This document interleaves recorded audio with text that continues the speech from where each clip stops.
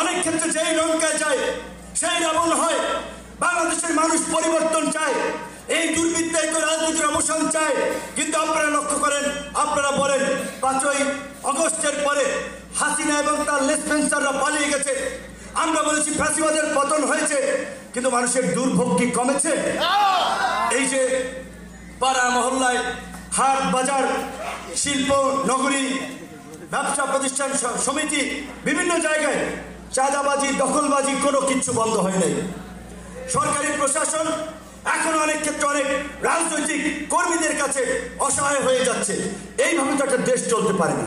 এই জন্য তো এতগুলো মানুষ লড়াই সংগ্রাম করে নাই।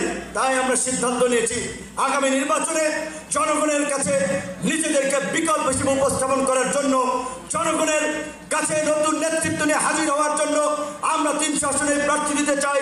আজকেও যারা যুক্ত হয়েছে আশা করি তাদের মধ্যেও অনেকেই সংসদ সদস্য প্রার্থী হিসেবে নির্বাচন করবে। একই সাথে আজকে এখানে যারা আছেন, গ্রামে যারা আছেন, প্রত্যেকের প্রতি আমার সর্বশেষ আহ্বান হচ্ছে আমাদেরকে মানুষের কাছে যেতে হবে, মানুষের কথা শুনতে হবে। এখনো অনেক জায়গার মানুষ ভয় ভীতি আশঙ্কা আতঙ্কের মধ্যে আছে। হাসিনার আমলে কারোর সাথে কম্প্রোমাইজ করি নাই, মাথা নত করি নাই, এখনো মাথা নত করার প্রশ্নই ওঠে না। আজকে আমাদের রণক ভাই, নীলা